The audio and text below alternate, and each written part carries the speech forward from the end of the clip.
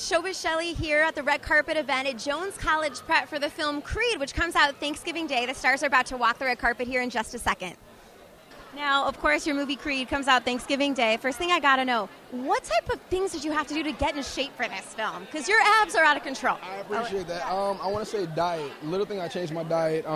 Grilled chicken, broccoli, a lot of water, and tons of working out. I worked out like maybe 6 days a week, 2 to 3 times a day. So I worked out a lot.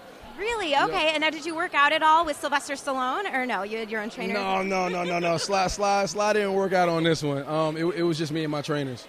And so getting to work with him and be a part of the whole Rocky franchise, I mean, what was that like for you?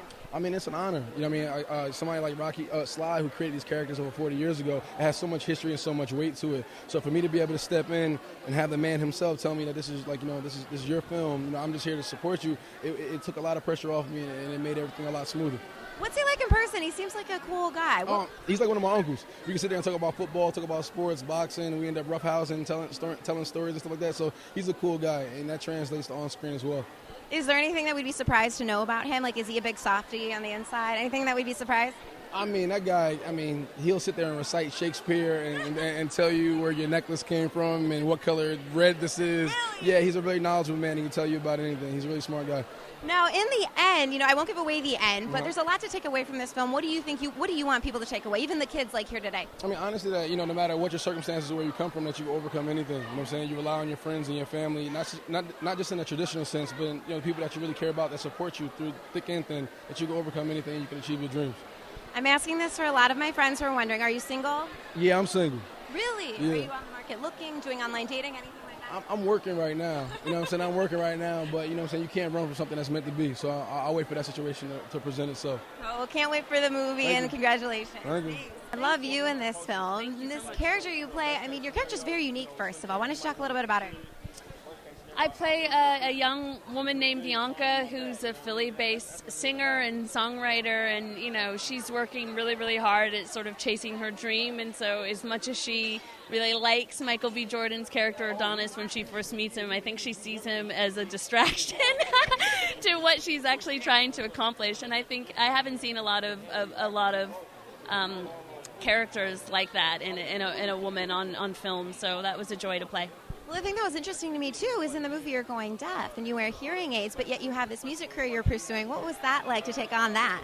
Well, I think, you're always nervous to take on a story that represents a community that you're not a part of. And, Bianca's not deaf or hard of hearing when we meet her in the film, but that's something that's going to become eventual in her reality at some point. So she's really trying to process what that means to her. And I think in a similar way, I was trying to process what that reality would mean to me, what it means to a whole group of people that have to face that. So it's something that I did with a lot of sensitivity, that I did, really closely with Ryan. Luckily, his wife is a sign language interpreter, so works very closely in that community. And I also have someone that's very close to me that I've watched deal with hearing loss for about 17 years. So I just tried to pull from those experiences and hope that I could honor those people in whatever way I could authentically.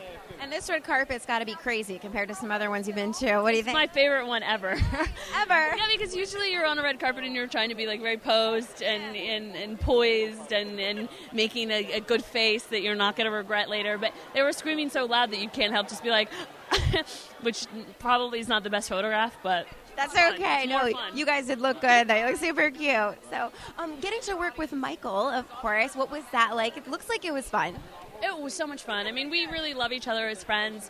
We admire each other tremendously as actors, and we were both working so hard. He was working so hard at capturing the mentality and the physicality of a boxer. I was working so hard at writing the music for Bianca, which I did. So I think by the time we got into scenes together, we had such an admiration for each other that I think that communicates into something special, hopefully. I don't know. And then getting to work with Sylvester Stallone, that's got to be nuts. It was crazy. You kind of like pinch yourself, because when I met him as Sly, which he likes to be called, he's just a guy that's so separate from Rocky. But then I remember the first day that we worked in a scene together and he comes in and he's like, hey, how you doing? I'm like, it's a completely different human being. So I think to work with somebody that's like that, that's like such a consummate actor and has created a character that is so seamless and that people have been fascinated with for 40 years, is crazy.